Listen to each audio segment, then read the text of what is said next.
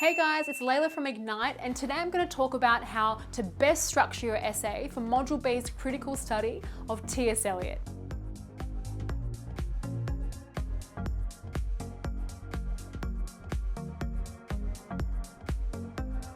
Now, before even addressing how to go about, how many poems do I use, what do I base my paragraphs on, let's take a step back and appreciate what are the core requirements of this module. And they are an appreciation of context, content, form, and critical interpretations, and how you connect all of that to appreciate the enduring value of T.S. Eliot. So regardless of what kind of structure you're embodying, you need to make sure that your essay is addressing all of these features. The reason I've placed an asterisk next to context is because in the rubric, it states that you need to have an awareness of not only the context of Eliot, but also those who are responding to T.S. Eliot. So in your response, and this response is meant to be quite a personal, connection to T.S. Eliot, which means that you're kind of looking at the text, you're going into depth about the forms and features, you've considered critical interpretations, and you've now developed your understanding of what you think Eliot is trying to convey in light of your own context, right? So you essentially are a person responding to T.S. Eliot. I have some other videos on context on the channel, which you're more than welcome to look at to inform that aspect of crafting your essay. But just keep in mind, this is the bigger picture. You're going to have textual analysis. That analysis needs to address both form, so what are the macro features of the construction of Eliot's work, language features, i.e. the techniques. It will be helpful for you to bring in some critical interpretations of Eliot's work.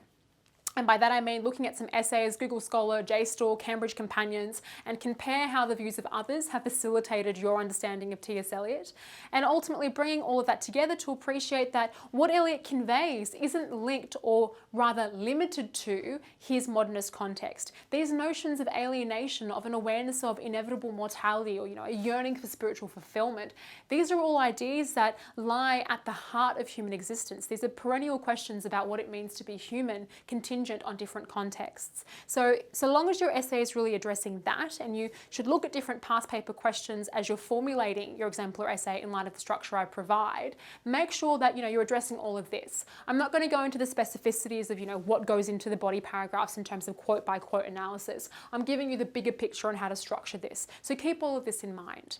All right, now there are two key questions that are commonly asked with regards to how to structure your Eliot essay. Now, unlike other text studied for Module B, where you only have a novel or one set text, with Eliot you've got the 5 individual poems. So a lot of students ask, okay, how many poems should I know for my essay? How many poems do I use per paragraph? So I'm going to deal with that first, and then I'm going to look into, okay, what's the best way to thematically order my paragraphs? What values should I focus on? And which of those values are most applicable to the different types of questions that you may be given. Okay, so that's what I'm going to address fundamentally in the video.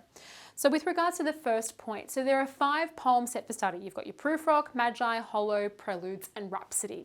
The reason I've highlighted Magi is because I think that's one poem that all students should address in their essay, because in order to appreciate the textual integrity, i.e. what kind of coherently connects all of the ideas that are conveyed, what unifies Eliot's body of work, you need to kind of address the alternative view of spirituality that's potentially offered in Magi.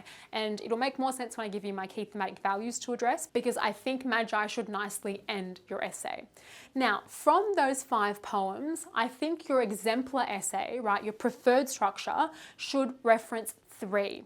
However, those 2 other poems that you don't use in your exemplar, you're going to need to prepare quotes and analysis for them as supplementaries in case you are asked on them in the exam, and you would replace one of your other poems with that poem if it were to be mentioned.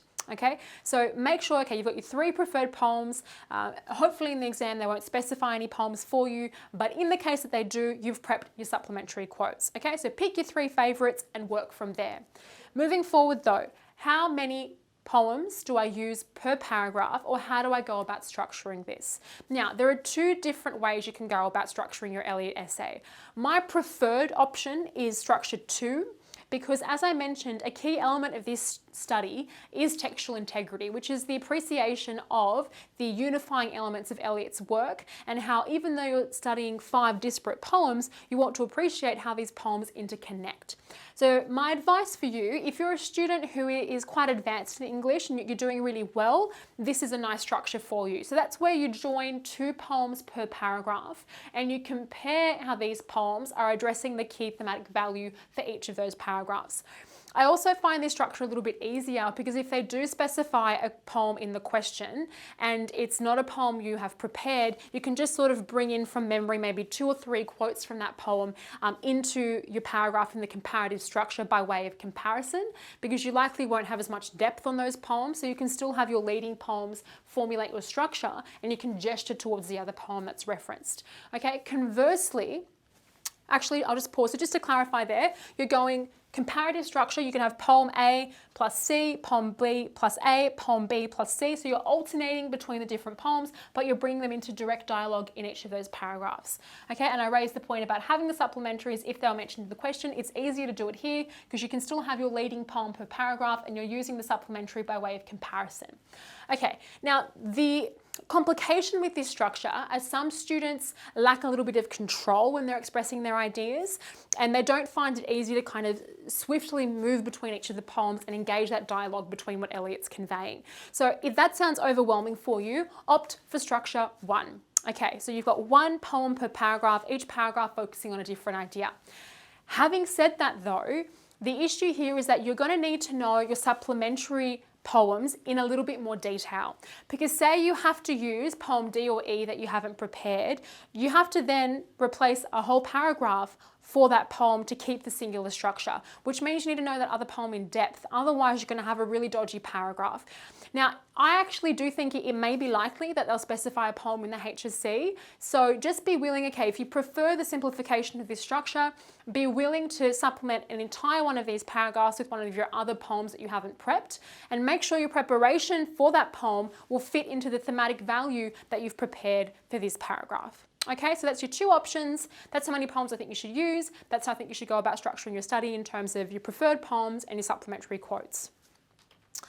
Moving forward then, and what I've just framed here for you is that in your notes, if you want to structure how you're going to prepare for those other poems, you can have, your supplementary poem D and E and the quotes for each of them, and just kind of brainstorm in your mind or know what kinds of values are explored in those quotes so you know in which part of your essay they would be placed into. Okay, so it's important to have that foresight. And just on that, right, look at as many questions as you can. Think about worst case scenario. Okay, if you haven't included Hollow Man in your response, but a Hollow Man comes up in the question, okay, where would I put it? How would I integrate it? And will that, I guess, substantiate a sophisticated response? All right, so plan for worst case scenario in that regard.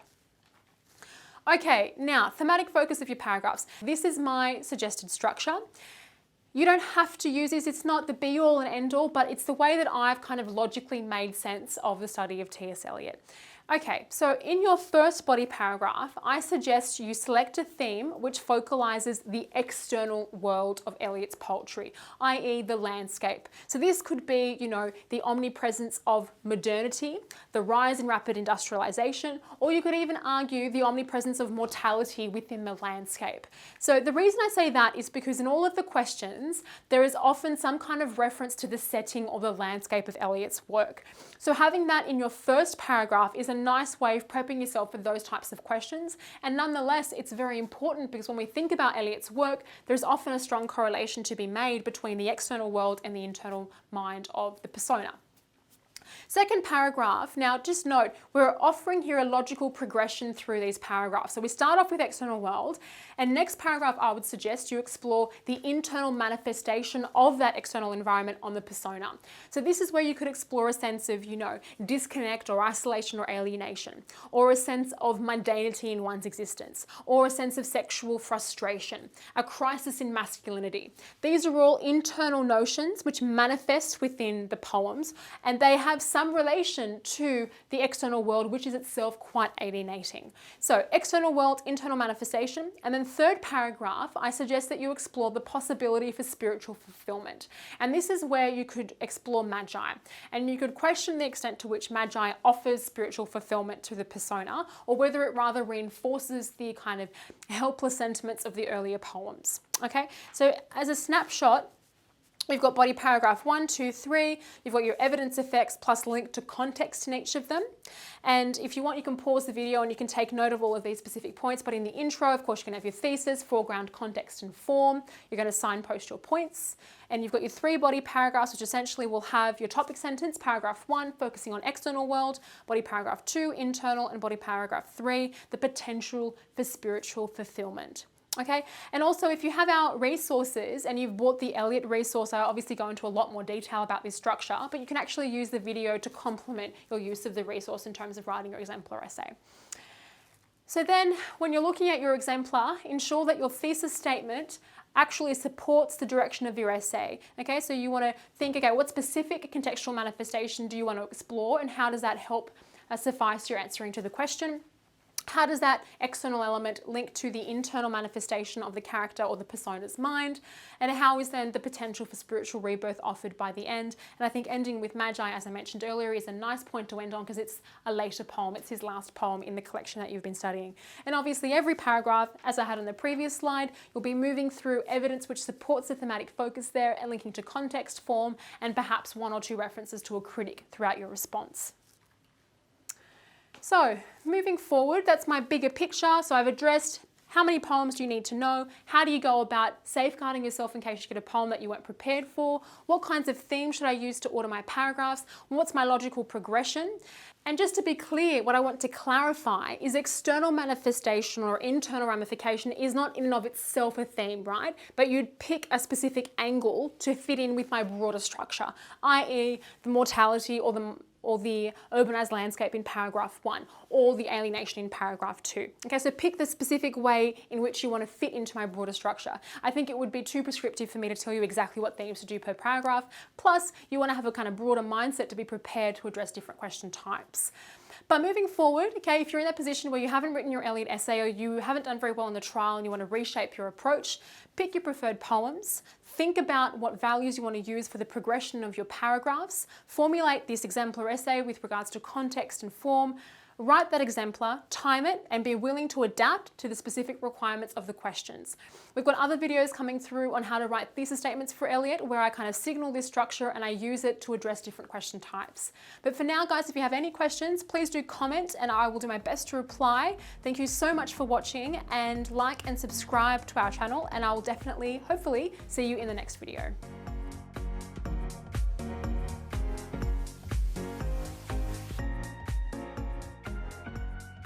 Hey guys, thank you so much for watching. If you do like the content, subscribe to our channel and we'll have more videos coming your way. That's right, guys. Thanks for watching. And please make sure you check out our online resource database. We've had a team of state rank achievers and heads of English put these together for you, covering everything from essay structures and examples all the way through to craft of writing and comprehension skills. So check them out at ignitehse.com.au, and we look forward to seeing you in the next video.